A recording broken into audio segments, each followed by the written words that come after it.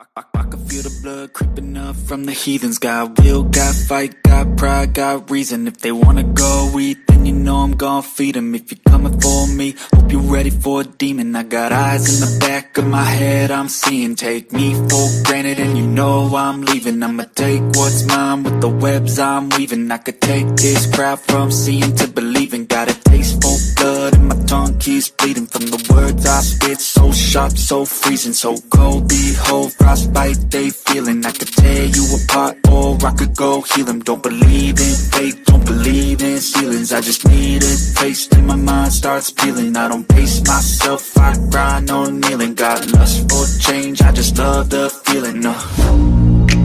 I ain't gonna give up. Got too little time, I'ma live up. Head down, push forward through the tough times. Cause anything worth doing is a tough climb. And I ain't gonna give up. Got too little time, I'ma live up.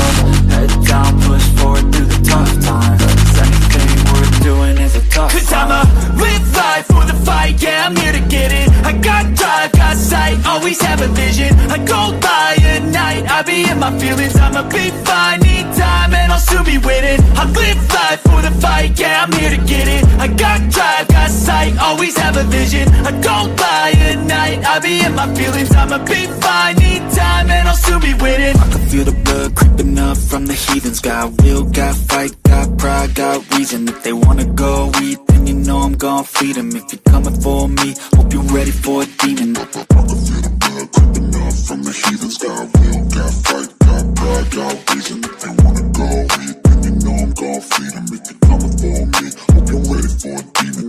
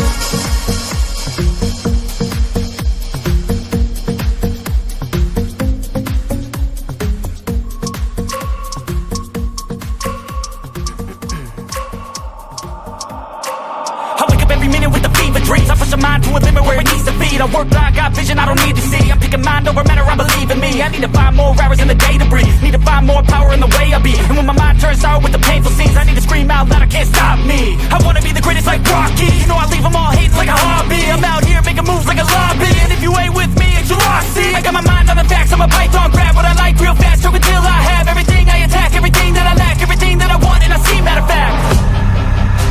Cause I'm my own worst enemy. Only if I let it be. I can control anything if I can just think carefully. I control my destiny. Deep up in my mind I manifest it. Every morning I wake up obsessed, and everything I do the best. And deep within my mind you know I'll always manifest it.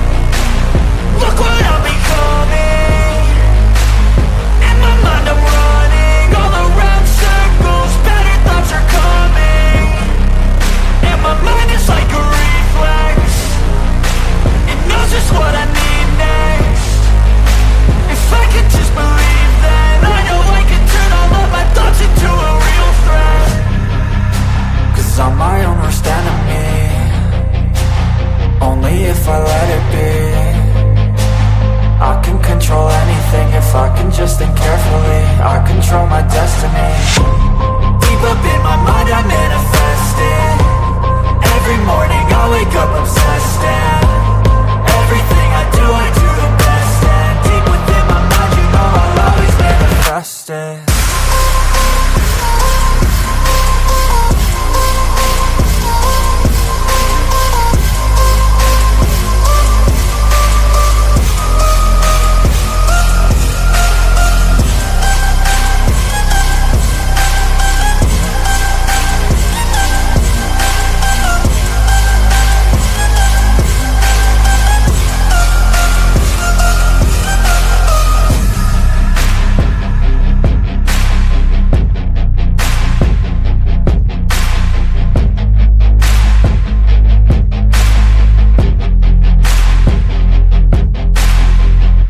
Hello and welcome to My Mind Over Your Matter.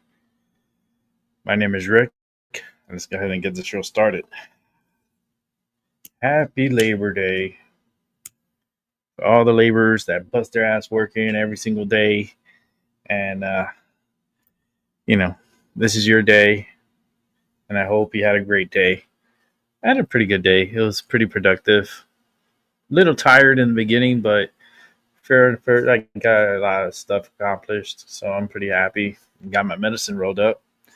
Oh yeah, gotta smoke it up. Smells good. And I got some news for us to go through, so we're just gonna go straight to it. First things first, I think I want to start off with it is Labor Day, right? So let's see what's going on with Labor Day. We did have that big earthquake, so we are going to talk about that too, because that was something that's pretty big that happened out in Afghanistan, where a lot of people are dead. Possibly thousands of people are dead, and it's very scary what's going on out there. Man, it's a little difficult right now in the world, but let's get to the news.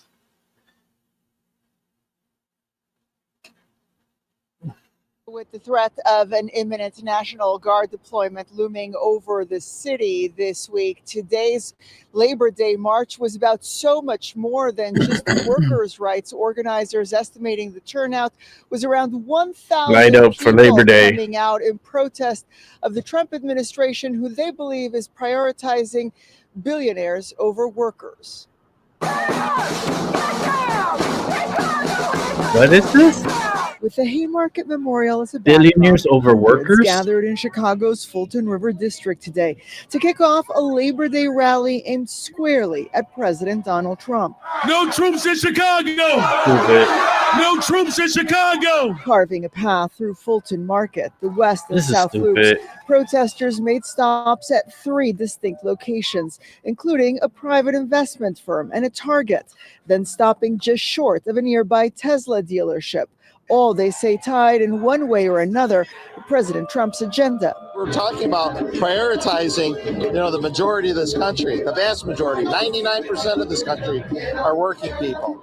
And the economy should work for working people. Elected labor leaders, and everyday citizens converging in a day of action, just as the administration appears set to deploy hundreds of federal immigration agents into the city, possibly accompanied by National Guard troops. Immigration is a big part of our history here in Chicago. I'm here to support basically our democracy in the United States. And while President Trump did not directly address Labor Day protests against his administration, how do people think the way they think? I don't understand. Look, Palestinian today saying President Trump stands as a champion of the American worker, from surging native-born employment and rising blue-collar wages to innovative workforce initiatives like expanded apprenticeships and trade school funding.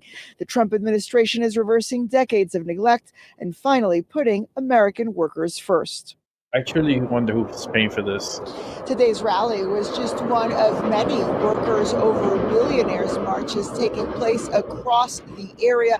Organizers in Lake and McHenry counties also hosting their own.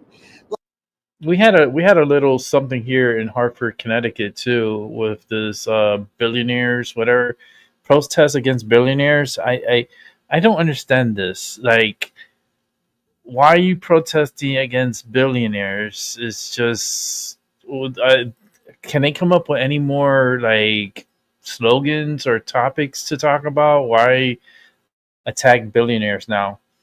Why not go after the trillionaires? Oh no, they won't go after them, but let's go after the billionaires. Beats me. I don't understand what the fuck is going on. I'm sorry for my French, but what in the fuck is going on? Community groups are coming together across the nation, including right here in Connecticut. This Labor Day, demonstrators have been rallying to protest President Trump and America's billionaire class. Your reporter Dylan Fearon has the details following a large protest earlier in the day at the state capitol. Stupid. There were at least 11 Labor Day protests around Connecticut today, from Newtown all the way to Enfield. The one here in Hartford was packed. You had these labor unions and community activists all with the same message, that we have to celebrate workers, not just on Labor Day, but every day, and keep billionaires out of politics. What? For giving tax breaks what the to fuck Charles was doing? And workers and the working class and middle class are getting various, services cut. I don't know what the fuck she's talking about. No tax, no significant or tax cuts. Passionate protesters. She doesn't know what she's talking the north about. lawn of the state capitol. They're all opposing the Trump administration and our country's billionaires. Labor unions say they're reminding Americans of the power of the working class, calling out billionaires and their outside role in our country's politics. Laura Smith is co-president of the League of Women Voters Connecticut. We believe that the people that are important are everyday people in America, not those with power and money. Protesters are also praising the labor movement and their support for unions, for the passionately chanting and cheering, celebrating hard workers. This is Labor Day, and this is bullshit. We got to remember that it was the labor movement that gave us the weekend and gave us, various workers' rights. I support unions as well, and I think they're a wonderful illustration of what people can accomplish when they work together. Over Norwich, groups are claiming there's a billionaire takeover, that workers need to come together. I'm going to make a shirt. I support billionaires. People find strength in unity. We always set out to try to build a community. But I bet if they had $1 billion in their pocket, they wouldn't be talking shit. The White House didn't officially comment on the workers over billionaires protest today, but Press Secretary Karen LaVette did say that President Trump believes workers are the heart and soul of the American economy and that his agenda puts workers first. I'm your reporter in Hartford tonight, Dylan Fearon, Channel 3. What the fuck Biden did for them? Like, Biden never did nothing for them, and yet he's the greatest president they ever had in their lives, I guess, right? I don't know what Kool-Aid these people been drinking, or did they forget that George Soros was putting billions of dollars, like multi-million dollars, billions of dollars into these races to get all these Democrats into office? And did we just forget all that? Are we just fucking stupid to not realize what, they don't make any sense. They don't make any sense, because billionaires is what Kamala Harris had when she ran for president. Didn't she make like how much did she make? Like 1 point something billion, and she just wasted it all up. I think it was like 1.5 billion or something. I don't know the exact number, but I know it was over $1 billion. But yet, you're not ranking on Kamala Harris. You're not ranking on all those donors that helped Kamala. Like, I don't understand your fucking party, Democrats. Like, give up already. You guys make up some kind of slogan and then you run with it, and then you guys don't even know what the fuck you're running for. You guys are so confused. You guys are so lost. They're tired. I guess they keep taking all these L's, and they know they're losers, but they want to be winners, and they're trying everything they can to make something stick on the wall that doesn't stick. It's just, I don't understand it. I just don't understand it. I hope they raid Chicago. I hope they go after every illegal and get them out of Chicago. I'm tired. Why the federal government has to pay an additional $600 million to Chicago for their budget so that they could, I don't know, take care of the immigrants, take care of their housing, take care of their food, take care of their medical, take care of everything that they want, they could have like magically. Shit, I wish I could go to another country and they take care of me like that. Oh my God. That's like, yeah, let me go to another country and see if they'll take care of me the same way they taking care of the immigrants here in the United States. No, no, they're not doing that. I mean, maybe UK. Maybe that's the closest if you want to get to UK because they're stupid as fuck and they're letting their country run down to the ground and they're being invaded. And the thing is, UK is an island. That's like one big island. And you got all these illegals in your island and they're gonna cause, oh my God, they just don't know. Let's go ahead and continue on with the news here and then we'll talk a little bit more. Chicago, you guys are up to no good. You guys gonna get the National Guard pretty soon, and so probably some military on the ground in Chicago. Taking a live look over Chicago right now, where expectations are growing that city could be next to see National Guard troops on its streets. Today, President Trump suggested the Guard is needed in the nation's third largest city to help eliminate crime. And the president's comments come just hours after a federal judge blocked the administration from deporting dozens of unaccompanied migrant children back to Guatemala, that is, just after their Why are they blocking these kids from going back home? From the White House.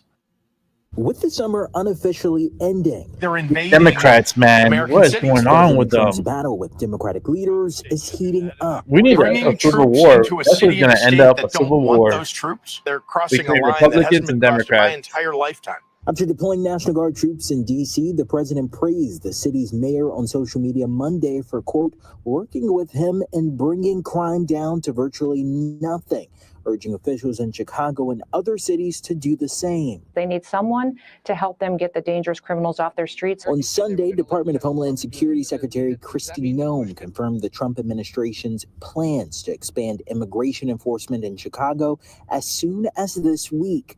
But the city's mayor has already signed an executive order barring Chicago police from cooperating with federal agents. This guy's a fucking idiot. Families ripped apart. The Trump administration says it's also considering sending troops to Republican-led cities as part of its crackdown on crime and immigration.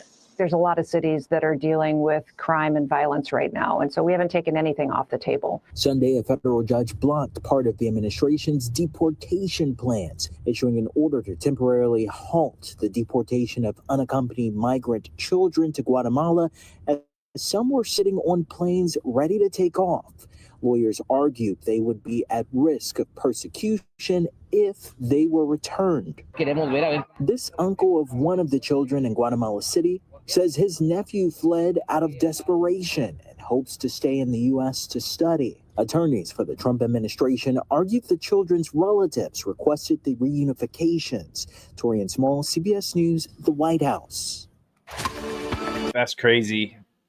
That's crazy. And the fact that a judge, a federal judge, a Democrat appointed by no other, Joe Biden, has blocked the deportation of younglings back to Guatemala. The fact that they're leaving these kids in limbo is very disturbing, that the Democrats are interfering on these kids going back home to their parents in Guatemala. Are you kidding me? Like, why are you stopping that? Why are you trying to keep the kids here? They don't belong here. They came, they smuggled them in here. Now we're sending them back home. And yet they want to block that. I'm rooting for that fucking asteroid every day. Every day I see that asteroid coming to this earth and it's just going to knock everybody like, I can't wait. I can't wait. I'm sorry, but it's not about you. It's about the world. And the world does not deserve us. We are the fleas of the world. And this is crazy. It's just a crazy world. You know what I mean? It's just really, really wild. Let's check a look at this. Let me set it up here. Okay. President Trump's step-up immigration policies appear to be impacting the nation's labor force. Preliminary data shows that more than 1 million immigrants disappeared from the labor force from January through the end of July. Immigrants make up almost 20% of the U.S. workforce. Data showing that 45% of workers in farming, fishing, and forestry are immigrants. They also represent. Wow, they just making it only about immigrants, workers. right? This comes as the U.S. sees its first decline in the overall immigrant population in over 50 years. That sounds like bullshit to me.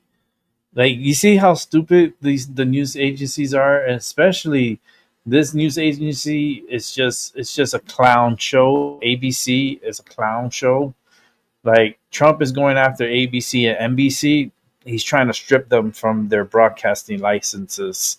So you get little stories like this, like 31 seconds, just to say, oh yeah, 1 million workers already disappeared from the workforce. Well, they're illegal. They're taking American jobs and they're putting all these illegals into it. And that the ones that just graduated and stuff, they're looking for jobs. They can't fucking find jobs because everything's all taken up. Oh, guess who has your job? Juan Pablo over here, that's illegal, and he's getting paid $7 an hour, which is a lot cheaper than having to pay you $14 an hour. Help me make that make sense. It's crazy. But I'm glad that they're getting them out. They need more. It's still not enough. I'm telling you, I see over like 30 million people illegally in this country that needs to leave. They just got to go. I'm sorry, but it's time for you to go home. Let's go ahead and check out this earthquake and see what's going on over there, because this is like really tragic that happened yesterday. A pretty not so big earthquake. It was a 6.0.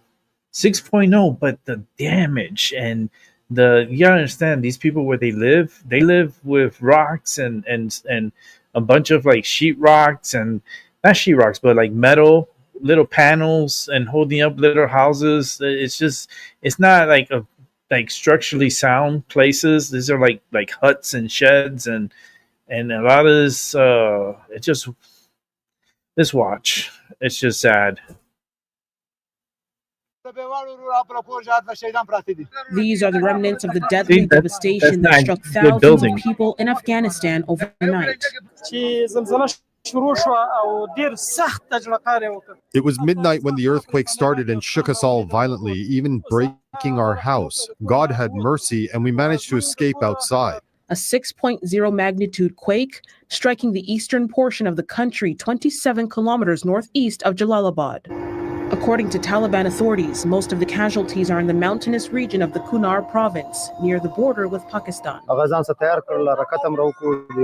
Last night, when I learned about this disaster that struck our people, I prepared 4 to 5 ambulances and moved toward the affected area. We traveled during the night and arrived here at early morning prayer time, after walking for 5 to 6 hours. At least 800 people have been killed. The death toll sadly expected to climb. This was my brother's house, and he, along with 3 of his children, were martyred. My other brother, together with his sons, were also martyred there. 2 of my nephews have also been martyred. This is the condition of our home. Our dead are lying there on the ground. Aerial support lands at a military base, assisting Taliban soldiers carry supplies and the wounded. While on the ground, medical staff at a hospital in Kabul rushed to help some of the over 2,500 people that have suffered numerous injuries. Others, meantime, speaking about their narrow escape from calamity. I was at home when the earthquake hit our area. All the people came out of their homes and many of the houses collapsed. In our district alone, 100 to 150 people were killed. Many more missing now under the rubble. The desperate search for survivors is underway, with rescue and medical teams arriving from Kunar, Nangarhar province. Have carried the injured, and the evacuation is still ongoing. The quake causing extensive damage, with mud brick homes and livelihoods now collapsed into the ground. I want the government to come and help us. to remove our injured and dead from the ground. Everything here has been destroyed. Authorities say they will use all available That's gonna resources take a to while. save lives, but rescue efforts may prove to be a challenge as Yeah. the earthquake made communications in the mountainous region worse. And the Afghanistan still aftershocks. rebuilding from another earthquake that happened less than 2 years ago. It was back in October of 2023 when a quake hit the western Afghan province of Herat that killed at least 2,400 people. Afia Ba, City News. That's a lot of people that.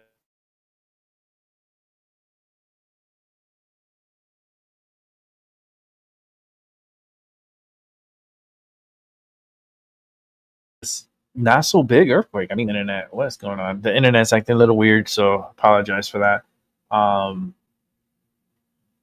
But you gotta think like that was just a 6.0 earthquake. It's not like it was a 9.1 or a 9.0, you know, or 8, you know, or even a 7. No, it was just a 6.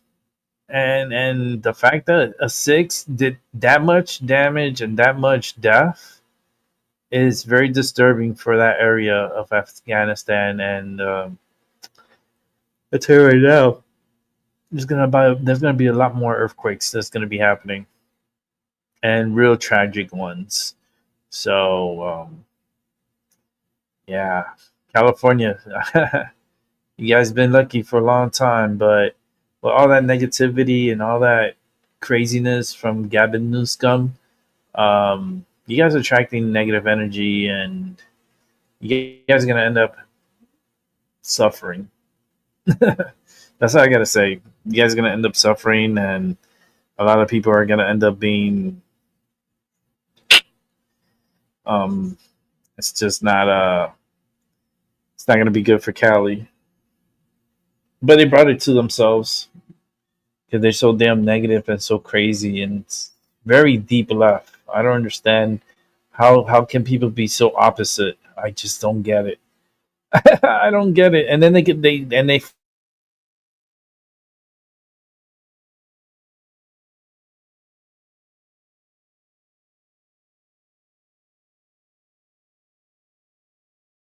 they'll stab you at the back. I don't know where the internet's acting up. And I don't think it's the internet because I have the internet at full power. So I think this is part of StreamYard. But because StreamYard is doing some updates on their on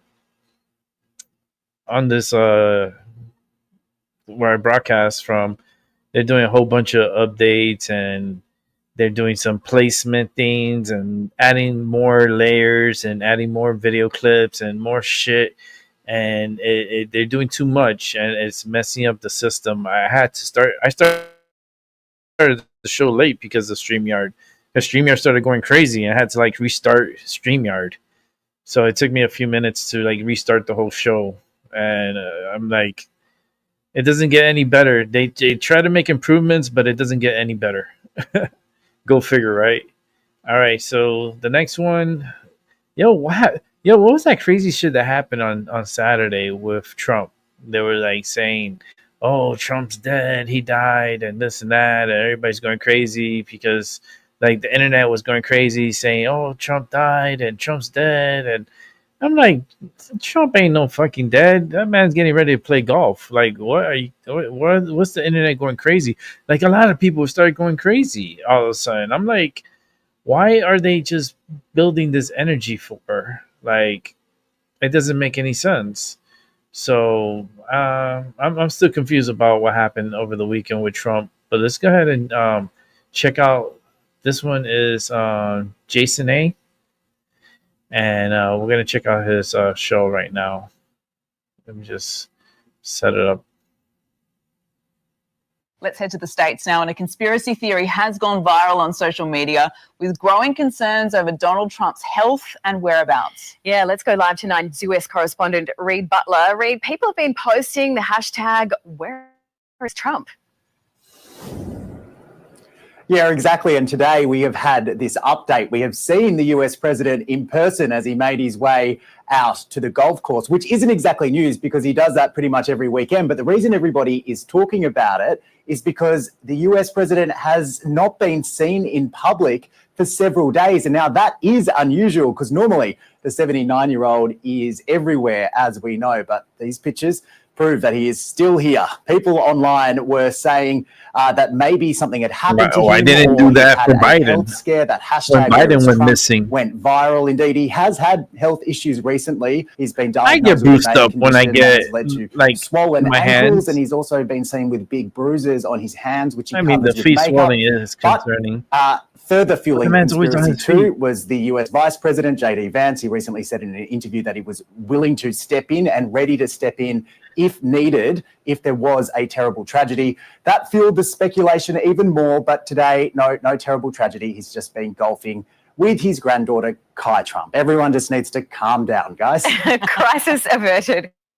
Reed Butler, thank you. They do love a conspiracy theory, don't they? Just a little bit. You know, Michael, California Governor Gavin Newsom also warned about the country slipping into authoritarianism and predicted Trump will resist leaving office. Listen to this. Listen to this crazy bitch. I don't think Donald Trump wants another election. Oh, Gavin's You hand. think for a second you want? I have 24 Oh, there goes the hands. 2028 hats. His folks keep sending me. And you think he's going to run again? No, don't give me. You don't. Who spends $200 million on a ballroom at their home and then leaves the house? This is serious.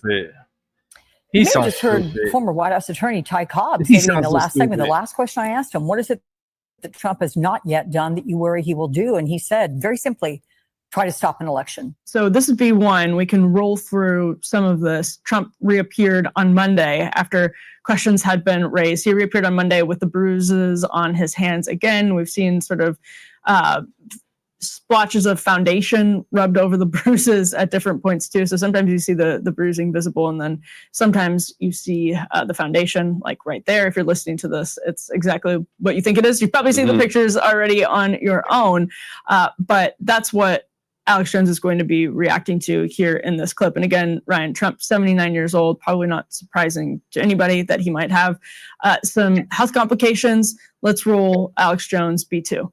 Because you can see him declining faster and faster. It's not super bad yet. I predict Trump's going to have some type of collapse within the next 12 months at the current trajectory. I'm not saying he's going to collapse.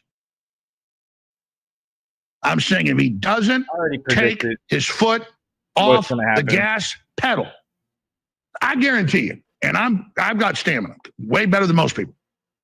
If I had Trump's job at 51 for a month, I would have a nervous breakdown.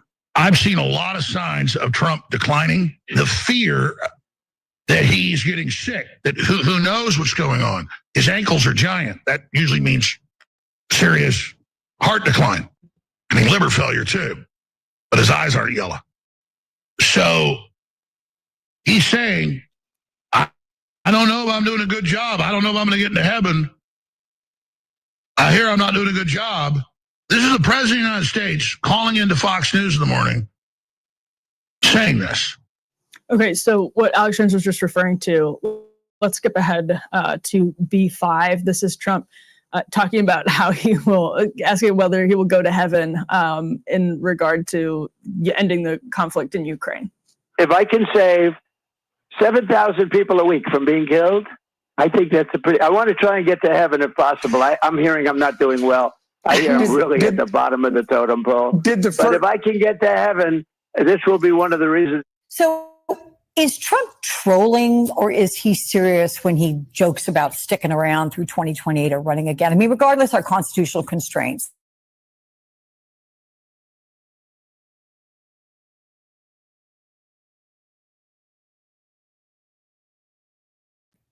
He's dead serious. I mean, this is the way that he operates. Real concern that we may not have a free and fair election in the midterm elections next year and in the presidential in 3.5 years. And so I think for all of us who care about this democracy, we should take him at his word and stop assuming that things are just going to work out because they always have. He's broken nearly every rule that there is as it relates to being president of the United States. There's no reason we should assume that he wouldn't break this one as well, specifically because he's joked about it so many times. Yeah, this guy. Last word to you on this, Charlie. What do you fear, or what are your thoughts? Well, I'd like to think that he is trolling, but again, this is very unsettling that he continues to float this idea of running in 2028. It's clearly something that he is not permitted to do under the law or under the Constitution. And should he decide he wants to run for a third term, now there is your there is your crisis. At some point, what's the fear mongering? The U.S. Supreme Court is going to have to stand up and stop this from happening. But you know what frightening. I mean, all this stuff is frightening and unsettling. We wish it would all go away, but I don't know. I wish none of us really know how this is going to end, but I fear it could end badly. We saw what happened after the 2020 election. It ended very badly with the, he said it himself. The assault on the Capitol. And we all just fear that something similar could happen again. Spotted at last. For a man who's hogged the limelight these last several months, Trump's being out of the camera gaze for nearly 3 days got the rumor mills churning like crazy. These pictures this morning of President Trump leaving the White House for a Sunday round of golf silenced some raging and bizarre theories. It began like digital lightning. Suddenly, timelines across X, Facebook, and TikTok were flooded with one shocking phrase. The trend also taps into an undercurrent of public discourse about the 79-year-old president's health, which has been a topic of persistent speculation. You got the little dance. Recently, images showing bruises on Trump's hand only add to the speculation. The US Vice President said in an interview a few days ago that he is ready to step in as Commander-in-Chief if needed. Yes, terrible tragedies happen, he said. Vance, in the same interview given to USA Today, asserts that President Trump is in incredibly good health. The White House released the president's physician's report, which said that Trump is in robust health and remains fully fit to execute the duties of the presidency. So clearly, despite the digital storm, there's no credible medical evidence to suggest Trump's health is in danger. Mr. President, I invite you to see your big, beautiful face on a banner in front of the Department of Labor, because you are really the transformational president of the American worker. Well, this is the banner the Labor Secretary was referring to, unfurled, in fact, this week outside the department headquarters. One op-ed in The Hill argues those Trump banners reveal his, quote, authoritarian ambition. In fact, Max Burns writes, up until now, presidents haven't needed to be glorified in this way, but Trump's, quote, need for validation is leading our nation down the dark path of strongman autocracy, from which few countries have returned. Is Burns overreacting? And if not, Charlie, what's to stop it? Well, look, he might be overreacting a little bit, but it is kind of scary and it's frightening, frankly, that the president of the United States image has to be hung over government buildings. And watching that cabinet meeting, I was just relieved nobody used the term "dear leader," I guess. But it's certainly something that we don't expect to see in democratic societies. We don't see this in Western Europe or Japan or Australia or Canada, and certainly not in the United States. But we are now seeing it, which it sends a signal that this type of glorification of the president, is well, it's almost undemocratic, I guess. But I just hope that it doesn't go beyond this.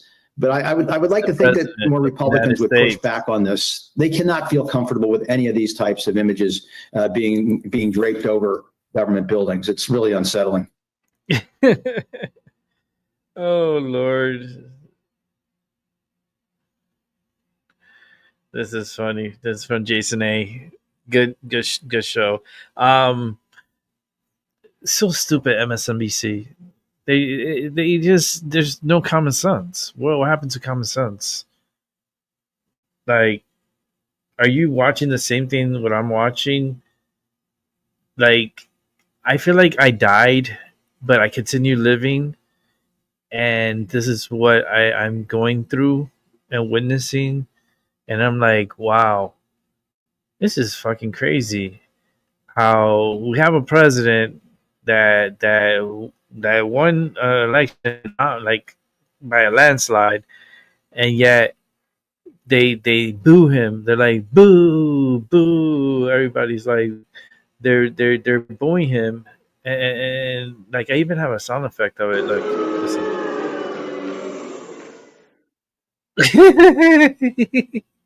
That's what they do to Trump. This is what they do to Trump. Yeah, listen.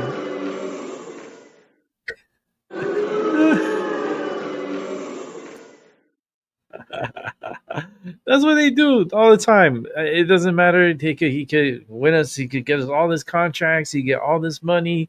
He's one of the greatest businessmen ever. Like, but they'll still boo him. Like, I don't get it. And then Gavin Newsom.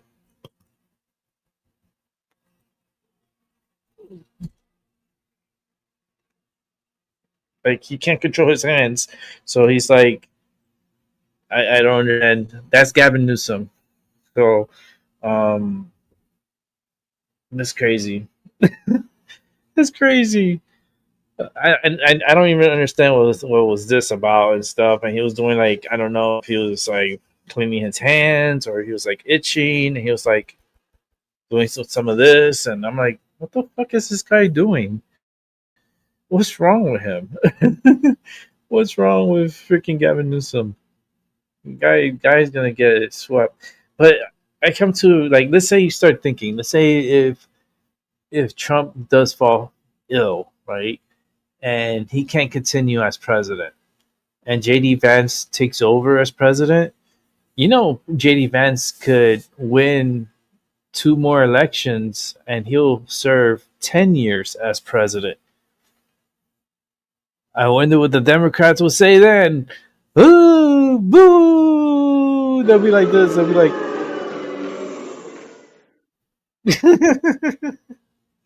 they're like, oh my goodness, damn Democrats, man, never happy. But we're lucky to have Trump in there, a real businessman that knows how to take care of business, and now is respected. The world respects Trump. The world never respected Biden.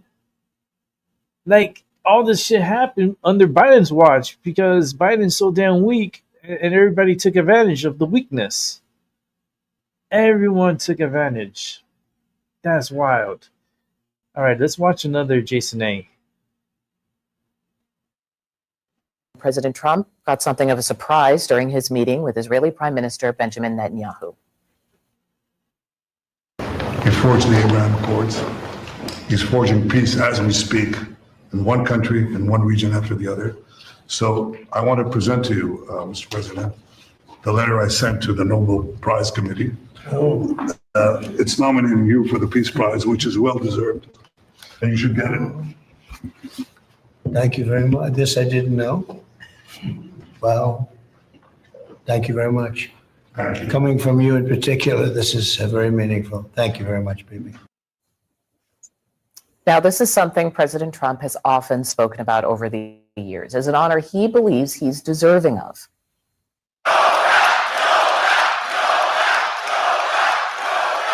That's very nice. Thank you. That's very nice. Nobel. I think I'm going to get a Nobel Prize for a lot of things if they gave it out fairly, which they don't. You hear from the They will Israelis never give me a Nobel Peace Prize. What would happen if what would happen if they really I deserve it, but they will never give it to me. Gaza in ruin and West Bank being on a daily basis attacked, the perspective of a Palestinian state has never been put at risk as it is. And the objective of a recognition is not just making our duty, but this is as well reopening a political perspective and refusing just an answer based on security. And this is why the solution of the two states and the recognition of the state of Palestine is as well, according to me, the only way to build peace and stability for all in the whole region. Everybody understands that there is a risk there will be no Palestine left to recognise unless the international community work together towards two states. In just a few weeks, the world will watch a procession of world leaders take to this stage to speak to the UN General Assembly. But this year, the familiar face of Palestinian Authority President Mahmoud Abbas will likely be missing, along with 80 members of his delegation after the Trump administration denied their visas. Where you're serving now at the United Nations in New York, there is going to be an awful lot going on at the UN General Assembly. A number of American allies, Israeli allies, are saying that they are going to recognize a Palestinian state. This is from French President Emmanuel Macron saying, our determination to ensure that the Palestinian people have a state is rooted in our belief that a lasting peace is essential to the state of Israel's security. Do these states recognizing a Palestinian state further the cause for the creation of a Palestinian state, or does it hinder it? Gerald, there will be no Palestine left if this doesn't happen. These are slogans that many political leaders around the world are now adopting, and it really shows a very shallow understanding of the history of the reality. There are 4 or 5 million Palestinians, people who identify themselves as Palestinian Arabs, and it's important to understand that the term Palestine came about roughly 2,000 years ago when the Romans used that term in order to destroy or to erase the history of the Jewish people. And then it was basically rekindled by the British back in around 1917 during the Mandate period, when these were all foreign occupiers.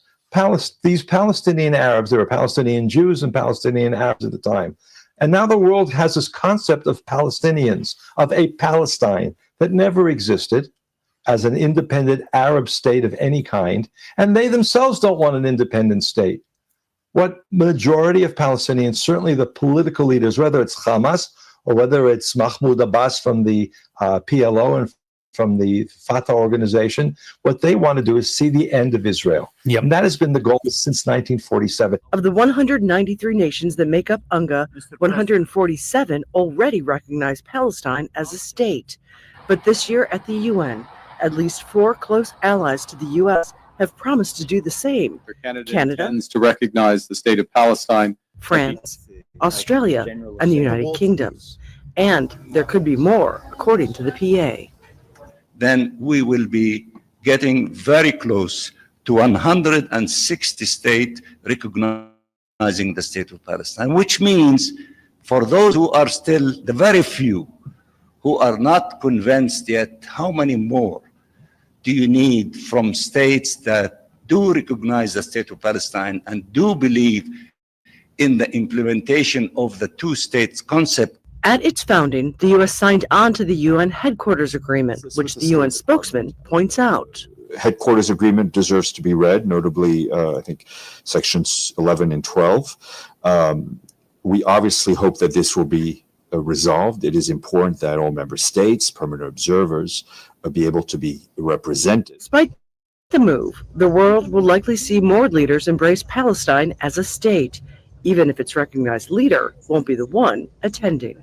A split-screen moment in the Middle East tonight as Israel says they are going to begin ceasefire negotiations with Hamas.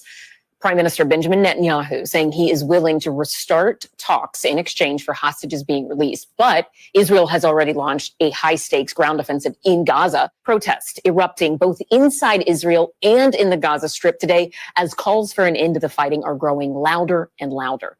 NBC's Matt Bradley is in Tel Aviv with the latest.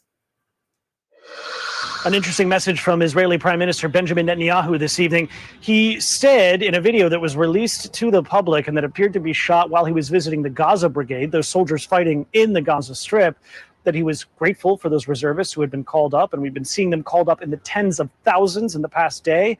And he said that he was going to be moving ahead with negotiations to end the war and free those remaining hostages. Now, that is a different statement from what we've been hearing over the past couple of days. And so far, all we've heard is these comments saying that there would be no deal unless it was the final deal. Now it looks as though Benjamin Netanyahu may be prepared to negotiate on these latest terms. But again, we've been seeing this for much of the past 2 years. Negotiations surrounded by optimism that have risen sky high, only to come crashing down. And with Benjamin Netanyahu rolling tanks into the center of Gaza Strip, it's unlikely there will be any breakthrough with this latest round. Yeah, you know, technically you can argue that maybe if you wanted to stretch the truth, which they like to do, you can probably come to that conclusion.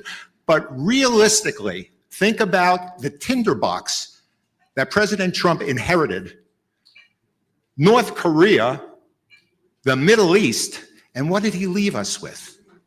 He left us with a country that was prosperous, a world that was borderline on a global prosperity. He left us with the premier of North Korea meeting him at the border. He left us with the Abraham Accords. I mean, there is no question. There is no question that what we have witnessed are miracles. Trump's a good president. Let's not fool ourselves. There is something going on here. Trump is a very good president. Thanks, Jason A. He's a very, very, people don't want to give him a chance. People don't want to give him a break. Everybody wants to boo him. Boo! Boo! How dare you? How dare you fix the country? Boo! How dare you save us money? Boo! I don't understand what is going on in this world. It has me so confused. I feel like I'm spinning in circles. Like how my head is just spinning. It's just wild. Let's check out some more news that I pulled up. Let me see, where am I? Let's see what happened here. Let's check this out. Oh yeah, this is Giuliani. Giuliani was in a bad accident in New Hampshire. New Hampshire's not that far from me. Actually, New Hampshire, it takes me I would say 3 hours. About maybe 3.5 hours to New Hampshire. Maybe 4 hours, depending on traffic, to get to New Hampshire. But Giuliani was involved in an accident that actually fucked him up. Let's check it out. It was just before 10 o'clock last night when state police say someone called 911 about a domestic violence incident on the side of I-93 South in Manchester, New Hampshire. We're getting another call from another motorist that there might be some sort of threat going on. The head of security for Rudy Giuliani says it was the former New York City mayor making that call after pulling over to help. We have a woman that was in the right lane waving vehicles down. Giuliani's team says the 81-year-old stayed with the woman until New Hampshire State Police arrived, saying he then got back into his Ford Bronco rental and left, his spokesperson doing the driving. Shortly after, Giuliani's head of security says the former mayor got back onto the highway, this time heading north, when they were hit from behind by another driver, a 19-year-old woman, according to police. State police say the crash sent both vehicles into the median. Troopers who were still investigating the domestic violence incident saw the crash and quickly responded to help. Giuliani, who just hours earlier was spotted at a local baseball game in town, was rushed to a nearby trauma center with a fractured thoracic vertebrae and injuries to his arm and leg. Both his spokesperson and the woman who hit them were taken to hospitals. In a statement, Giuliani's team says, quote, he sustained injuries but is in good spirits and recovering tremendously. Going on to say, quote, this was not a targeted attack. Why would they say that at the end? It's not a targeted attack. How the fuck do you know? Were you there? I don't understand that part. That was a little crazy ending to that. How can you assume it wasn't? I don't get it. How can the media step in and say it wasn't targeted? It wasn't. I promise it wasn't. I don't know. Let's see. Let's check out what's next over here.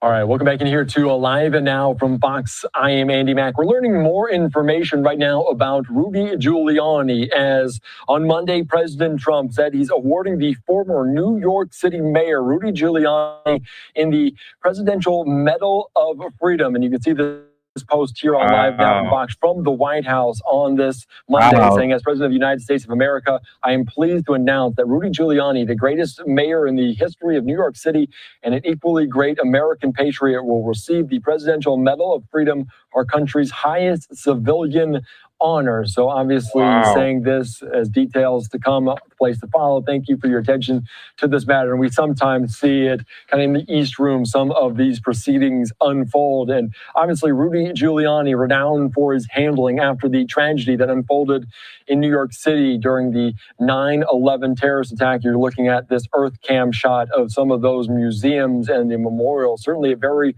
somber place there after that all happened. Of course, this also happens after a wild weekend, a busy weekend, as Giuliani still recovering from a fractured vertebrae and other injuries following a car crash in New Hampshire in which he was a passenger. This, according to a spokesperson for the mayor, said on Sunday. This accident happened as Giuliani was being driven in a rented Ford Bronco by his spokesperson when their vehicle was struck from behind by a Honda HRV driven by a 19-year-old woman late Saturday evening, as the New Hampshire State Police said in a statement. Giuliani, obviously, in the headlines quite a bit, was discharged as an attorney in New York and Washington after he was found to have repeatedly made false statements about President Trump's 2020 election, a loss. He was criminally charged in Georgia and Arizona over his role in the effort to overturn the 2020 election, but denied those allegations. A live picture right now there in Washington, D.C. at the White House. As this, the Presidential Medal of Freedom is the highest civilian honor in the United States, awarded by the president to individuals who have made a, quote, especially meritorious contribution to the security or national interest of the United States, or to world peace, or to cultural or other significant public or private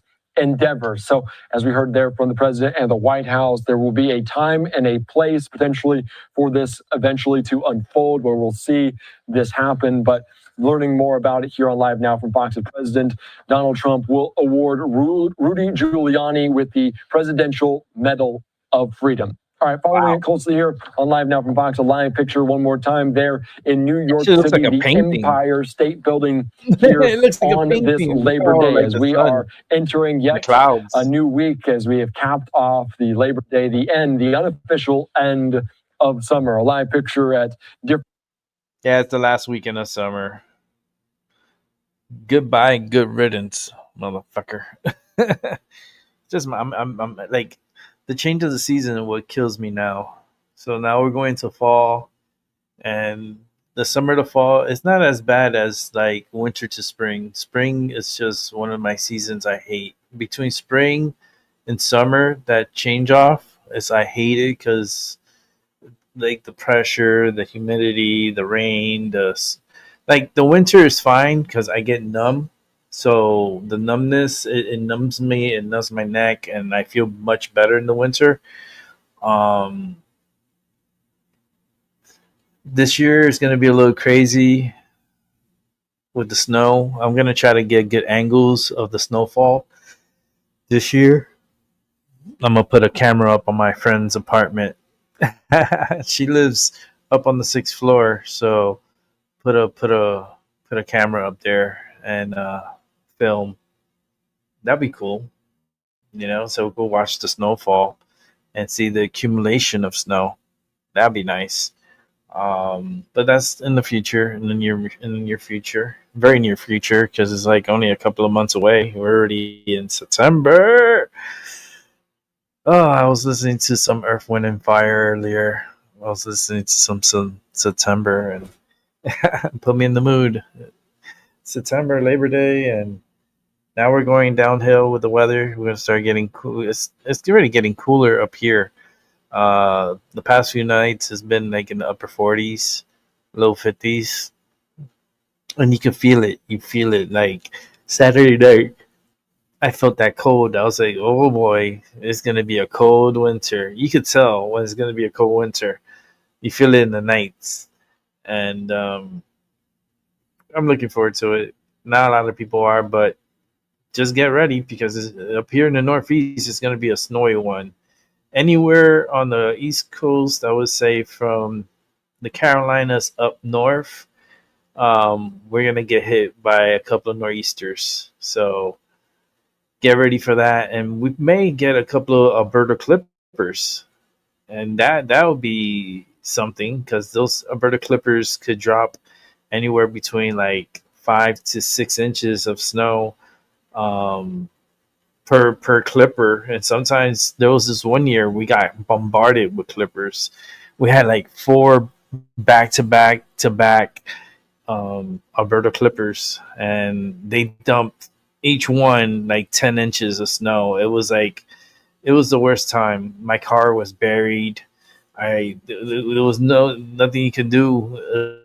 It's like that. My cousin helped me unbury my car. It was just a weird time living up here. That happened in when was that one?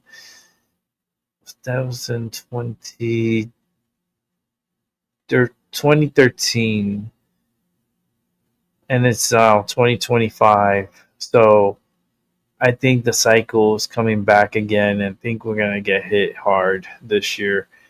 I mean, it's been a while, but what are the chances we get a white Christmas? That's a good one. Chloe! Yeah, I've been getting crazy rain down there. I saw Houston got flooded. That shit was wild. You guys are too wild down in Houston. I think, do I have something on Houston today? Let me see. I got New Orleans. Oh my God, I do have a story from Houston, Texas. Let's go right to it. This is a sad one, though. Let's just watch it. That breaking news, an 11-year-old boy dies after being shot while playing a game of Ding Dong Ditch with his friends. It happened last night on Racine Street. That's off Fidelity Street in Southeast Houston. Our Orko Manna joins us from the neighborhood after speaking with detectives. Orko. Well, Cheryl, an HPD homicide detective tells me that 11-year-old boy died around 2 o'clock this afternoon after getting shot multiple times. I'm told that the shooting happened near that intersection after a game of Ding Dong Ditch that happened at this home. And I'm also told that police are executing a search warrant right now at this home after finding multiple guns inside. Now, take a look at this video from overnight. This is video from last night. You can see someone coming out of the blue home on Mimbro Street near Fidelity with their hands up. A little bit before that, police used a loudspeaker ordering them to surrender. Houston police confirmed with me that that person has been detained for questioning. Investigators say that 11-year-old and other kids were ringing doorbells at several homes around 11 o'clock last night. After they rang the doorbell at the home on Mimbro, police say someone chased one of the kids at the intersection and shot him in the back. He was taken to the hospital, and as I said, he died this afternoon. I asked police about the person who was detained. Oh, he's Has gonna that get in person trouble. been arrested officially? Yes. No one's arrested at this time. We've identified a possible suspect from the house. He's in questioning now. We're questioning that person, and we're working with the DA's office. He is going to be arrested. He chased them and shot him on his Police also back. tell me that they've collected some video evidence here at the scene. And as I mentioned, HPD is executing a search warrant at the home right now where multiple guns, including rifles, were found inside. At this point, it's unclear what potential charges the person detained could face. We've also been speaking with people who live in this area. You're going to hear from them about the moment those gunshots rang out overnight, coming up tonight at 10. Reporting live from Southeast Houston tonight, Orko Manna, KHOU 11 News. Listen, if you're going to have one gun, you're going to have another, and shotguns are usually what follows. The bad part about that is he chased them and shot him from behind and killed them. So that you know, even though the kid is wrong for doing what he did, but the ultimate, you know, having his life taken away, shooting from behind, there's no, you know, he's gonna get in trouble. He's gonna see time for that. That's crazy, right? One thing leads to another, and then it was bound to happen. It was bound to happen. That was just at any moment that was gonna happen. Let's take a look at this one here. Give me 1 sec. I gotta set up some. I gotta resize them. I did open up a few. Okay, that was done. Let's see, do I got everything ready? Okay.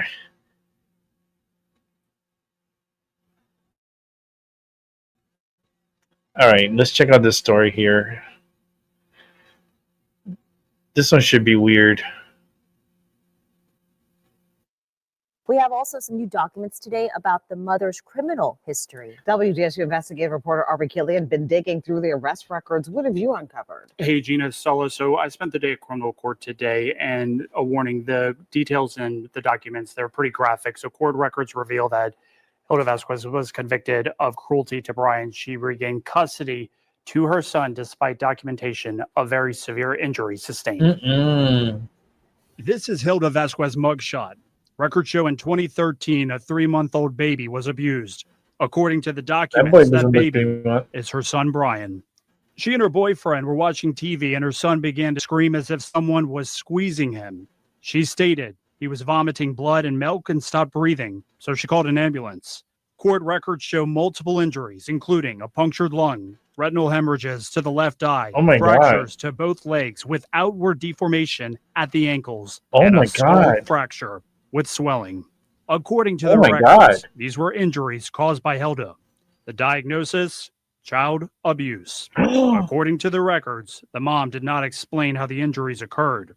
One court record stated supervised visits would be in the best interests, recommending the following schedule. 1-hour-long visits in jail 3 times per week. Each visit supervised not only by deputies working in the jail, but also by a DCFS social worker. But that all changed. Records show she was given probation. Then in 2017, she was arrested for violation of probation. It's one more factor. It's just one more part of this investigation that the New Orleans Police Department and other agencies will look into. I'm sure they will dig deeper into the court record. I'm sure they will dig deeper in working with the Department of Children and Family Services. Quite certain there's information in there that's going to be confidential. That the general public may not be aware of. So we have to let this investigation move forward and unfold, and know that everyone involved wants to know how this happened, and they want to prevent it from happening again. So the family says the mother is a victim of domestic violence, which they claim is connected to that abuse crime, but that information is not listed in the documents.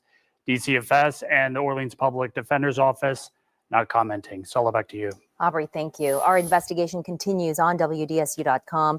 That's where you can get a full report of the mother's arrest history and previous statements from police on why they seized her phone. That's a crazy ass story. I have more questions than anything. Like, what the hell's going on? I don't want to watch this one because that's a long one. But like, there's more to that story. Let me see what Law of Crime says. So I have said that when we became aware there was a 5-hour delay, then we immediately, but as the chief of police, I immediately requested that our internal affairs, PIB unit, open a formal investigation. From the fact alone, there was a delay, and I cannot tell you the why behind that yet. After an apparent 5-hour delay in responding to a missing child report, New Orleans authorities launched a massive search for 12-year-old Brian Vasquez, a nonverbal neurodivergent boy who disappeared from his home. And now, with the coroner's findings released, the investigation has taken a heartbreaking turn. And we are going to break down what happened and what investigators are facing with a retired police sergeant. Welcome to Sidebar, presented by Law and Crime. I'm Jesse Weber. It's gonna be crazy. I'm just letting you guys know ahead of time. Let me tell you about a case that has gripped New Orleans over the past couple of weeks. It began as a missing child alert for 12-year-old Brian Vasquez, a boy who was nonverbal, neurodivergent, especially vulnerable, disappeared on the morning of August 14th after he reportedly climbed out of a window in his house. And what followed was a 12-day intensive search. Drones, helicopters, cadaver dogs, even the volunteer group known as the United Cajun Navy got involved. But what happened, the outcome, it wasn't what anyone hoped for, and maybe it wasn't even what anyone could have expected. Because sadly, the newest update is heartbreaking and it is shocking, and it changes the way this entire investigation is being looked at. Questions have come up about why it took apparently 5 hours for NOPD to even begin responding after this boy was reported missing. Questions about why the family's phones were seized under a search warrant, and whether investigators were appropriate in maybe looking at this family as they're now grieving. And now, with the coroner's findings in hand, police have revealed a grim truth about how Brian died, and it is one that has sparked both outrage and sadness and has left many wondering if this tragedy could have been prevented. I don't even know And what this before we case get is to that, I want about. to start at the beginning. On the morning of August 14th, 2025, 12-year-old Brian Vasquez disappeared from his home on Bouquet Street in New Orleans. Brian was neurodivergent, nonverbal, didn't understand English or Spanish. His family told police that he was last seen wearing an adult diaper, believed to be wandering around on foot. And it turns out, by the way, he was last seen captured on a neighbor's doorbell footage wearing only a diaper, wandering around the street alone. By the next day, in the early hours of August 15th, Louisiana State Police issued a level 2 endangered missing child advisory. So that meant that the state believed that Brian's life was in danger, but that the case didn't qualify under Amber Alert criteria because investigators couldn't confirm there was an actual abduction taking place. Oh my goodness. But at 12 years old, 5'1", about 90 pounds, Brian's disappearance sent waves of concern throughout the community. Families, neighbors, volunteers, they began searching alongside authorities. But right from the start, there was controversy. Police actually admitted that there had been a 5-hour delay between when Brian's family reported him missing and when the New Orleans Police Department began actively searching. At a press conference, NOPD Superintendent Ann Kirkpatrick faced some pretty tough questions about that delay and other aspects of the investigation. We're going to break down in just a moment what she had to say and what that presser looked like. But for nearly 2 weeks, search teams combed through the Michaud area in New Orleans. The United Cajun Navy deployed sonar drones, 5 cadaver dogs from out of state. They alerted to a specific lagoon near Brian's home. Oh, no. And then on August 26th, there was a grim and heartbreaking moment in the case. An update. Brian's body was found in that very lagoon. It's only about 200 yards from where investigators believe he first went missing or entered that lagoon. And when authorities first recovered Brian's body, Superintendent Kirkpatrick faced a barrage of tough questions from the press. Why was there a 5-hour delay between the time Brian was reported missing and when officers began searching? Did a language barrier play a role? Had the police maybe given up too quickly? Well, Kirkpatrick answered each question head on, starting with the delay. So I have said that when we became aware there was a 5-hour delay, then we immediately, but as the chief of police, I immediately requested that our internal affairs, PIB unit, open a formal investigation, which is why we will go back and ask all the players at hand, the sergeant, the lieutenant, the officers, the dispatch, everybody, what happened. And that's what I mean by taking facts and putting them into context to get to an answer. We want all of our community to be able to call us with confidence that we will serve you well. In this particular case, from the fact alone, there was a delay, and I cannot tell you the why behind that yet. And Kirkpatrick confirmed that IA, Internal Affairs, is investigating what happened during that critical window. But there were questions that arose about whether law enforcement maybe also relied too heavily on volunteers, especially United Cajun Navy, who ultimately played a central role in this search. Here's what she had to say. The Cajun Navy, as you know, are incredible volunteers, but they also, through their years, have developed an expertise in search and rescue. So we also had the LSP out there. We had a lot of different agencies with dogs, and we tried to do the search and rescue, but we also are doing an investigation. And so I thank the Cajun Navy, I thank the state police who brought helicopters, who brought drones, we brought our own drones and so forth. But that is the fact of the matter as well, that in partnership, we all kind of lean toward our expertise, and search and rescue many times are more of an expertise of different units. In this case, we're fortunate in the state of Louisiana to have volunteers, the Cajun Navy, who also have some instrumentality that we don't always have. They had sonar, so I understand it, sonar drone. Our drones are not sonar.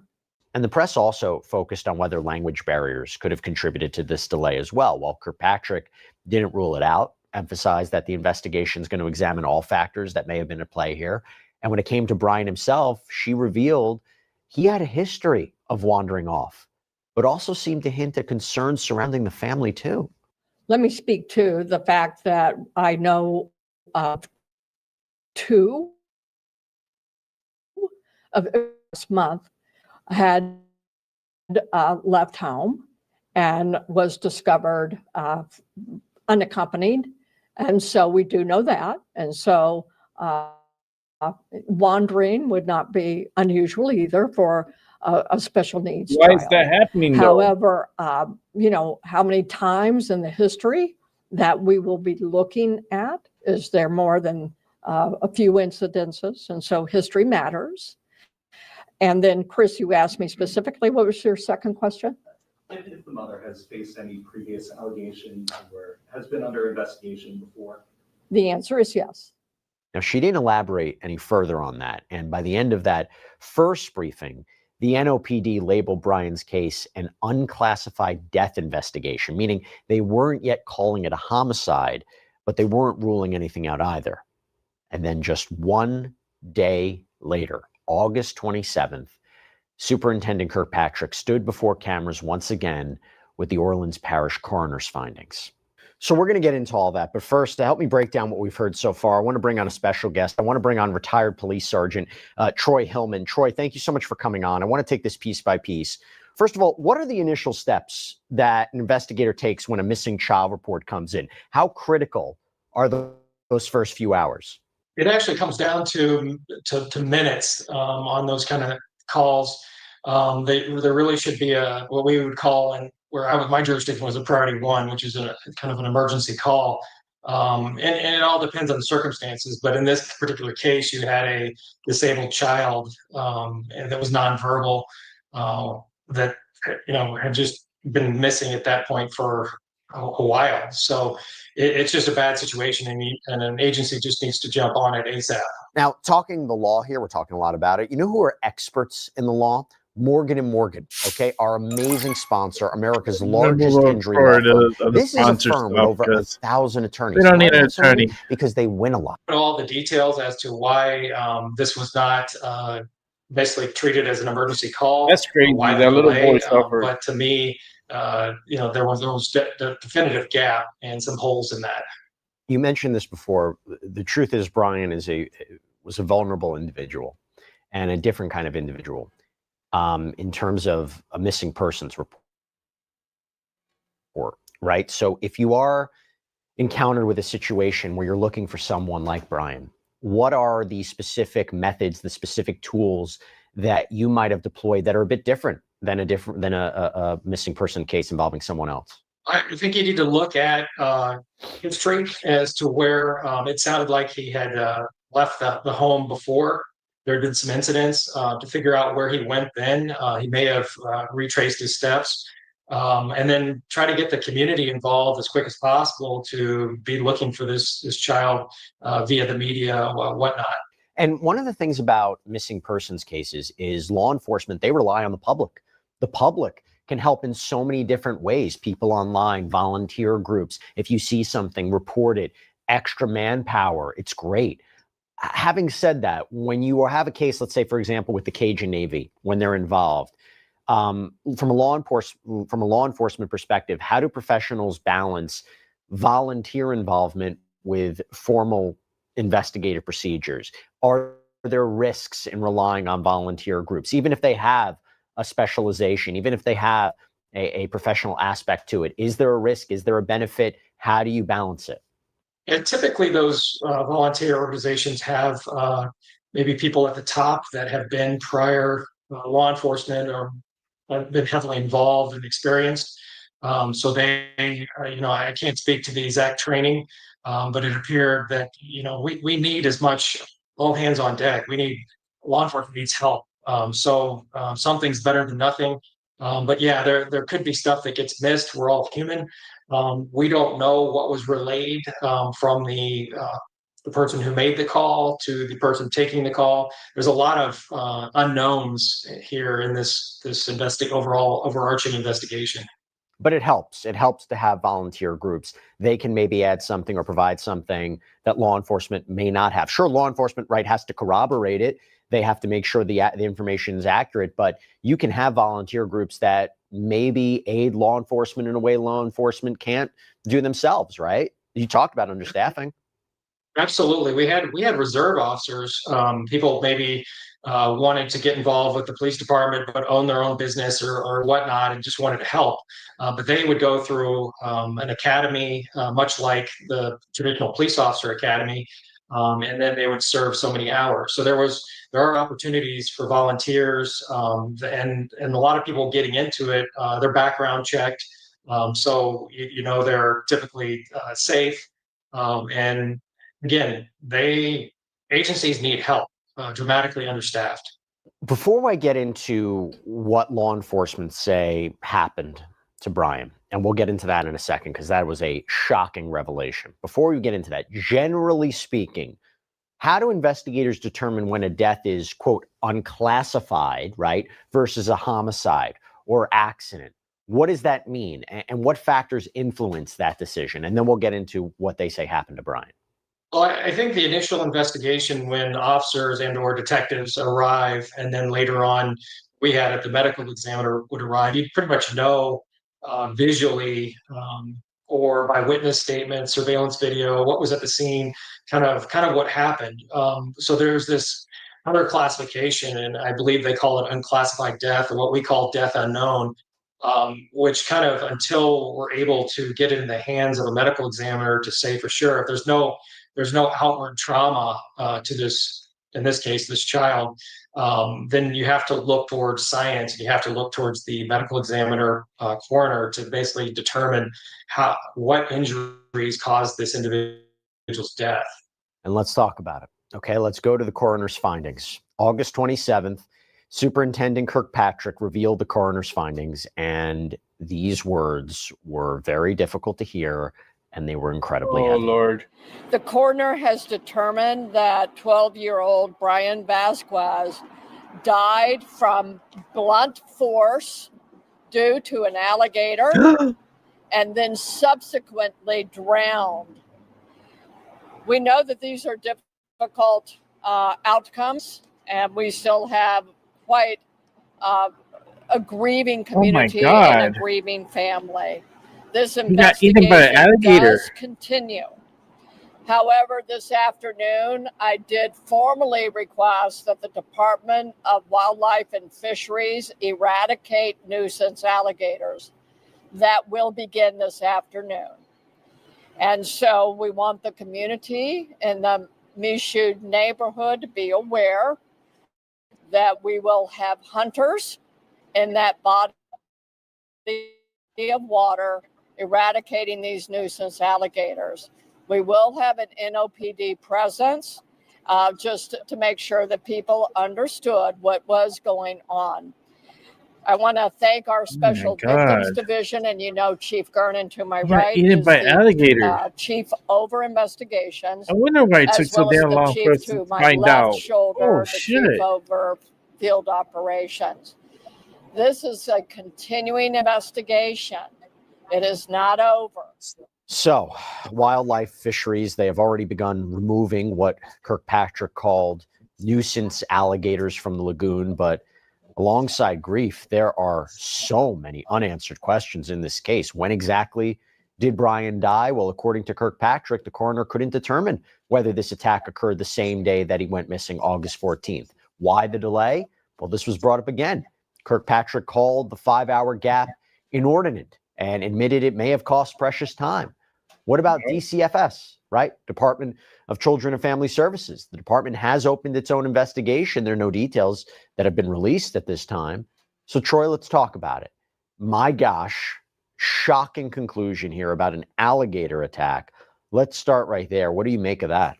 It's horrific. That's crazy. Unfortunately live in amongst nature, and some things tragic happen, and it, possibly the child walked too close, and then that's where it was attacked. And then there's so many variables to whether or not, and I'm not an expert as to how far an alligator Wow. would typically bite somebody and take them into waters and then release.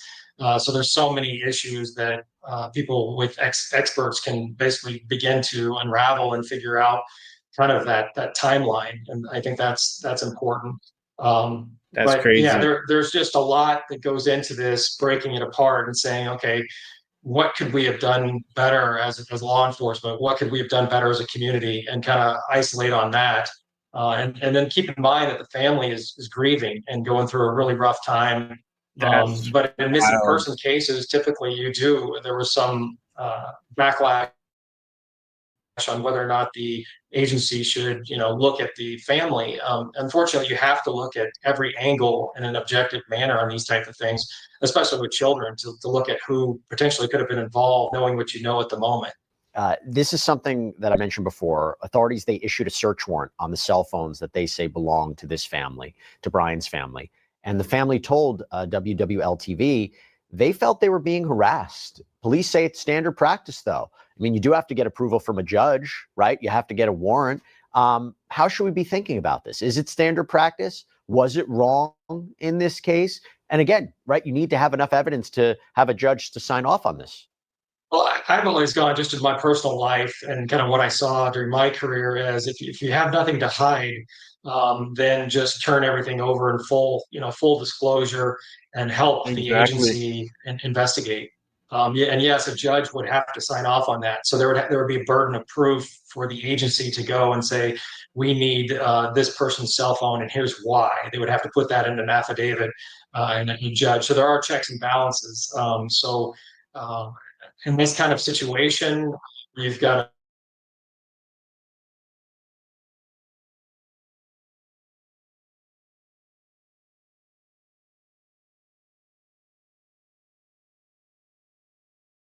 you're just looking at everything, and unfortunately, at everything, and that includes the parents and the family.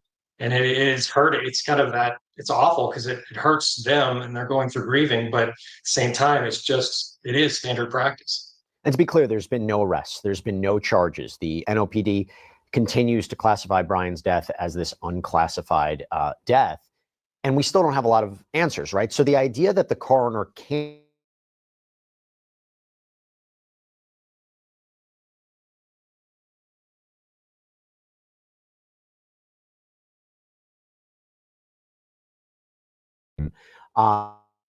difficult to determine especially when a body is submerged in water.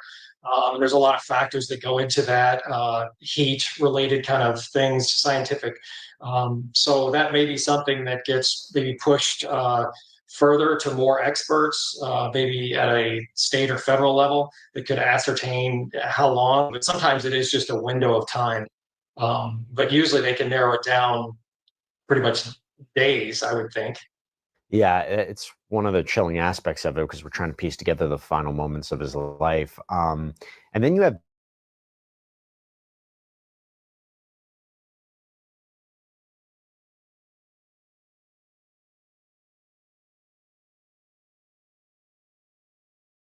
this investigation alongside the police. And the idea, if Brian had gone off before, how is this, why wasn't it prevented from happening? I'm not really sure. What do you think they're looking at? Well, I think DCFS, if I'm pronouncing that right, has a responsibility for the children and to protect children. And so if there's been incidents in the past where Brian had escaped through, they mentioned something about the door was locked and he was in there with a sibling.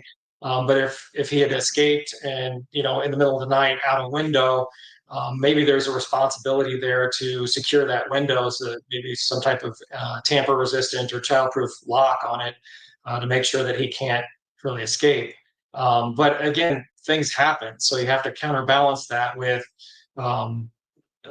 kids do things in a heartbeat, and parents do the best they can. So the parents were probably sleeping. So it's tough. You have to look at it objectively. You put together a report. You share that with the investigators for the police department. And then that'll probably be chaperoned over to the district or county attorney for a ruling whether there was negligence. And I know that That's crazy. there's so many issues, when you look at that, and then you look at, was there negligence on the part of the police department for not getting an officer out there sooner? So, and again, I'm not here to point fingers. You just have to, that's all going to be sorted out by the different levels of probably the prosecutors. And to be clear, we're not even suggesting that's something that will be found. There could be no one at fault for this. This could just be a tragic series of events that happened here. But it is interesting, based on the reporting about whatever internal investigation is happening with law enforcement, to talk about this 5-hour gap, this purported 5-hour gap, why DCFS is reportedly getting involved, what they may do. I will say the city has since issued a statement in remembrance of Brian. And it reads in part, Brian was a bright, charismatic, and energetic young boy whose joy and spirit touched the lives of his family, friends, and community.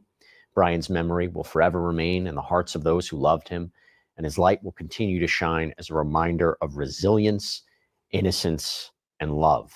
And there is a GoFundMe that has been set up to help That's the wild. family cover funeral expenses, legal costs, and at the time of this recording, that family has raised $10,000 toward their goal. Pretty unbelievable. Yeah.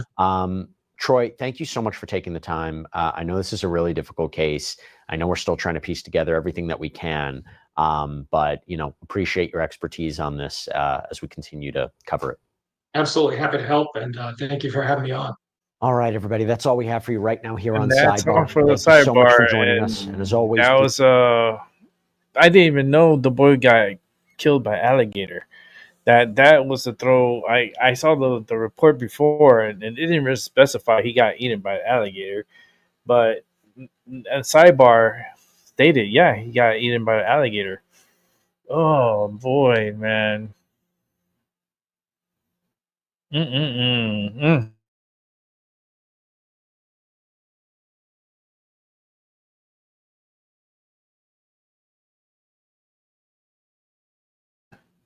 Let's see.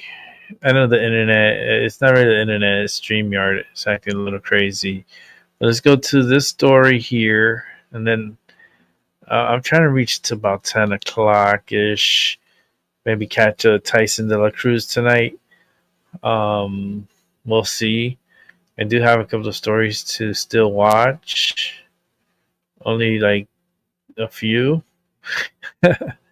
But I'll check for some breaking news if there's any breaking news. But let's go ahead and check out this story.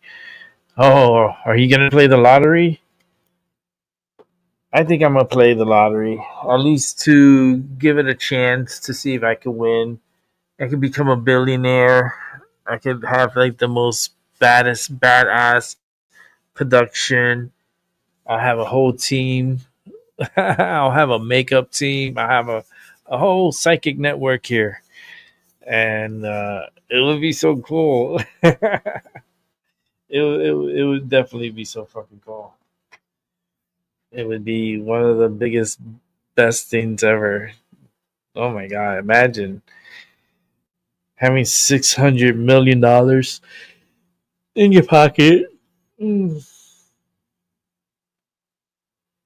Yeah, that's crazy. Okay, let's check out this news.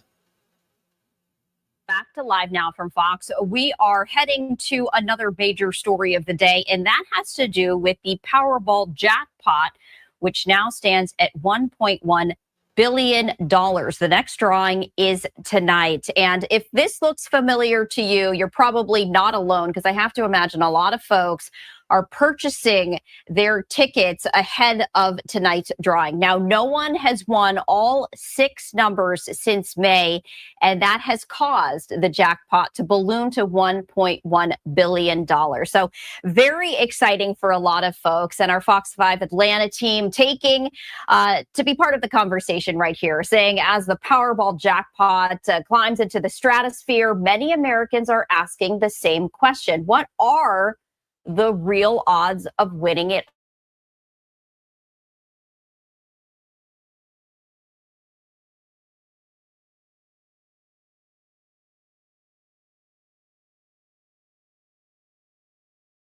Can't gain share in Iowa lottery CEO. Matt, a pleasure to have you join us here on Live Now from Fox on this Labor Day. Oh, happy Labor Day. And what a fun thing to get to talk about. I know, because a lot of people don't want to labor any longer. So they're looking to the Powerball to be their way out. We're talking about $1.1 billion. That is incredible. Just how historic is this amount? Yeah, well,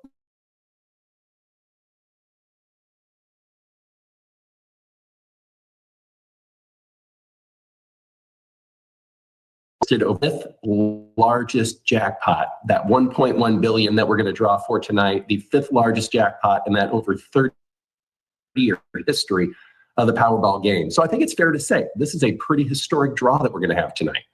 So, everyone, of course, they want to match all 6 numbers to make it to the main jackpot. However, it's not an all or nothing game because there are a lot of winners. We were talking right before this interview, and there are some new millionaires out there.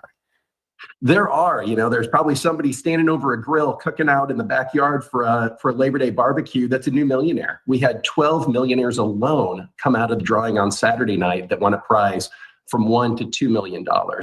So there are 9 different ways to win a prize in addition to that grand prize jackpot. Now, of course, everybody's dreaming about what they'll do with that $2 Powerball ticket when they hit the jackpot. But just know, even beyond those 12 millionaires that were created Saturday night, over 150 Powerball players Saturday night won a prize of over $50,000. So when you have that Powerball ticket in your hand and you're watching the drawing tonight, if you don't hit one of the numbers, don't give up.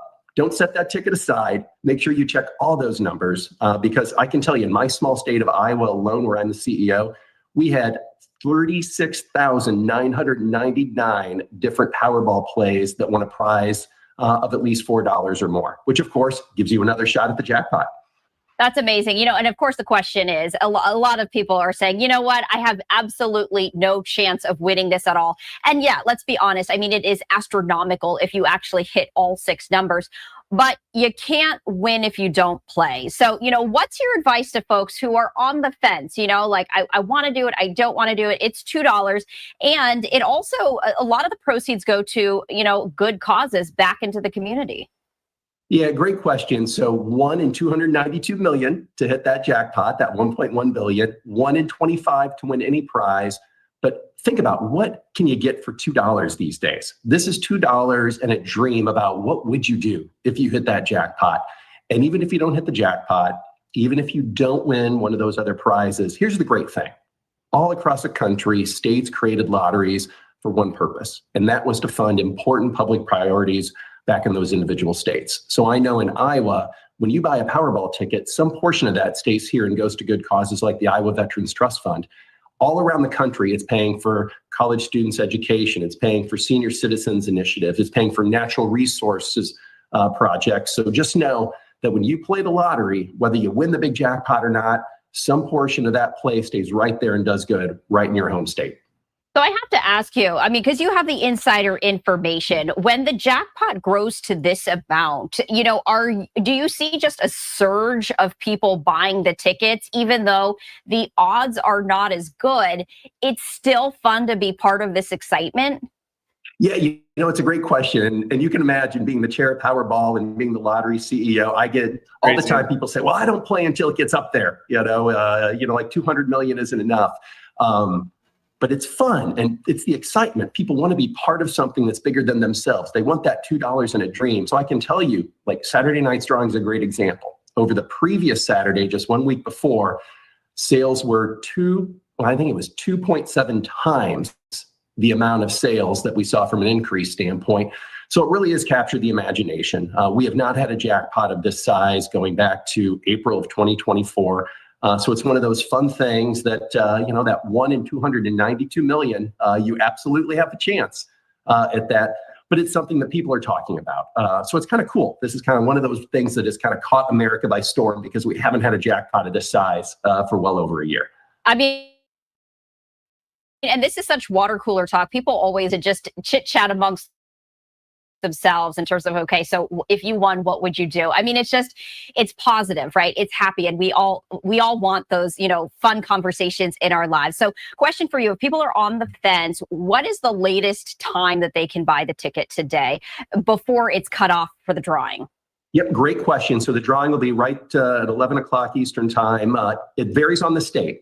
So in my state, for example, it's 8:59 Central. So most states are usually about an hour cutoff time because we need every place that sells Powerball tickets. We need to balance, make sure all the bets line up in every jurisdiction that sells the Powerball before we can go live with the drawing. So generally, it's about 60 minutes to 90 minutes. So my advice would be, don't cut it close.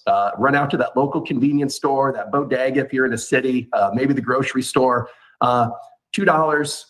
Think about what you do with the good you could do if you won. So have a little bit of fun with it, right? So much. So, Matt, I have to ask you, other inside information. You can't reveal all, but what could you share with our viewers as we look ahead to tonight's drawing? What kind of tips and recommendations can you give us? All right, I'll give you a couple fun facts, that aren't too inside that'll get me into trouble. So it's interesting when you have a jackpot of this size, when you have people that don't regularly play Powerball, more people actually let the computer pick for them as opposed to pick their own numbers. So you have less people that are playing an anniversary or a birth date, and about 90% of the plays will be computer generated. So that's your fun fact. Now here's the other one from Saturday night's drawing. Of all those combinations in the entire Powerball game, about a third of those were covered for Saturday night's drawing. So you think about it, 2/3 of the combinations weren't even selected by an individual player or those that let the computer pick for them. So I suspect what we see is that jackpot grows. As more people join the game, you'll have more of those combinations covered, which increases the likelihood that someone is going to walk away with that $1 billion jackpot. I have to imagine once people know your position, do you just get bombarded with questions about strategy and insider information? Are people always trying to pick your brain? All the time. And of course, my favorite one, we just had the great Iowa State Fair and I couldn't walk about 5 steps on the Grand Concourse without somebody, usually with a wink or a gleam in their eye, said, hey, a little help on the numbers, for tonight's drawing. But it's fun. It's a great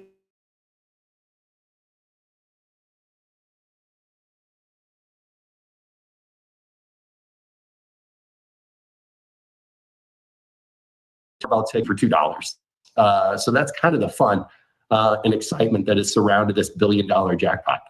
It is all the fun. Matt, we appreciate you taking the time. We are going to be, I'm sure, glued, everyone, to those Powerball tickets to take a look at those numbers. Hopefully there is going to be a winner, someone sitting down, because I can't even imagine if they realize they are the winner, they are going to need a seat right there. Matt, definitely a pleasure to speak with you. Hey, thanks, Stephanie, and good luck. You still have time to Thank you. Okay, fingers crossed for me. All right, will I be here tomorrow? We don't know. We'll see. All right, thanks, Matt. She's crazy.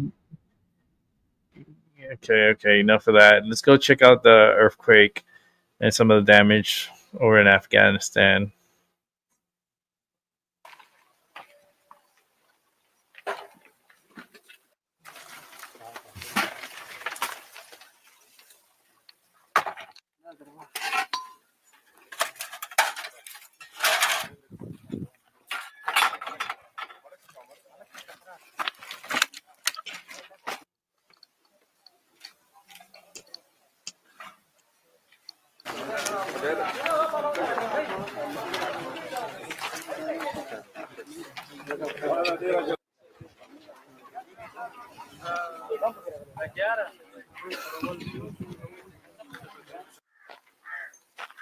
People live in the most secluded places. Look at this. All these homes that were built by these old bricks and stuff, they got crumbled. got destroyed. They said over 800 people passed away. It could be in the thousands. And it was just a 6.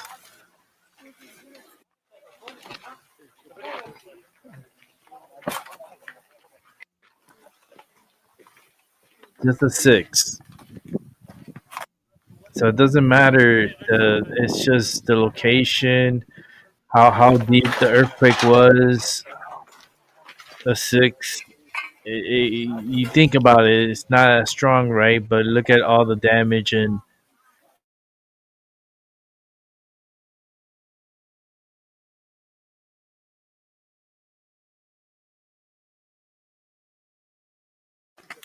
StreamYard tonight. StreamYard's acting crazy tonight, and I totally apologize. I'm trying to get to Tyson, but let's see if we get enough time because the internet's acting a little crazy.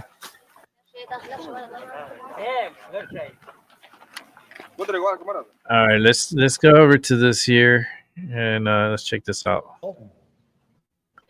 Hey, Griff, well, yet another Biden-appointed federal judge has thrown a wrench into the Trump administration's mass deportation efforts. This time, that judge blocking DHS from trying to deport hundreds of Guatemalan children yesterday. As you mentioned, some of those kids were sitting in planes on the tarmac in Texas when this order came down. It was from federal judge Sparkle Suknanan in Washington, D.C. Again, she is a Biden appointee. This happened after attorneys and advocates representing the Guatemalan children argued that the Trump administration was violating U.S. laws and potentially sending the kids to peril.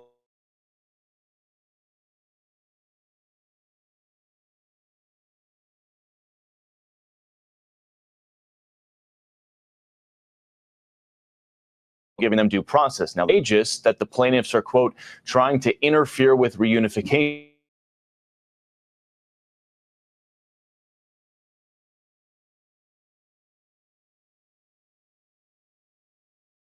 The government attempting to remove minor children from the country in the wee hours on a holiday weekend, which is surprising, but here we are. I have conflicting narratives from both sides here. White House Deputy Chief of Staff Stephen Miller slammed the judge, posting on X in part, quote, the Biden judge is effectively kidnapping these migrant children and refusing to let them return home to their parents in their home country.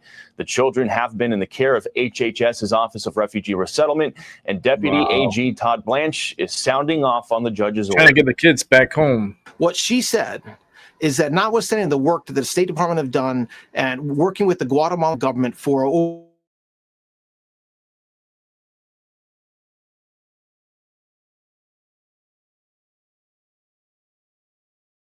identified children who were to send them back to their parents in Guatemala.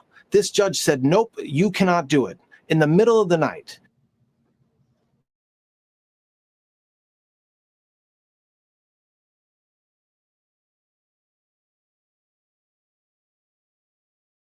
DOJ confirms they are complying with this 100 Guatemalan children. They crossed the southern border illegally as unaccompanied minors and are in the U.S. largely because of the work of human smugglers.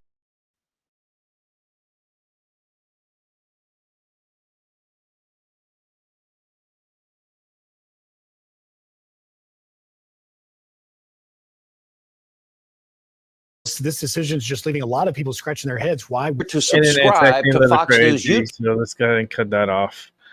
Acting a little weird right now, so I think I'm just gonna wrap it up right now, just because it keeps acting weird, and I'm already tired.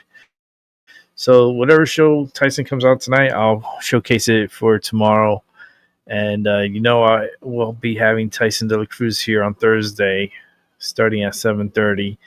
So if you want to ask him any questions, anything you have in mind you want to share or put into conversation, I think that day would be a great day for you guys to participate with us.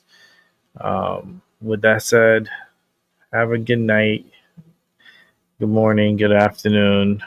And I'll definitely catch you on the flip side. I'm tired. My neck is just hurting. I'm leaning over the desk already, so I'm like, I'm done. I'm done. But I'll be back on here tomorrow. Go over through some more stuff, some more news, and hopefully we'll get more answers into what's going on in Chicago and how many people actually did die and if anyone won the lottery or not tonight. And well, I don't know. Let's see what happens. I gotta.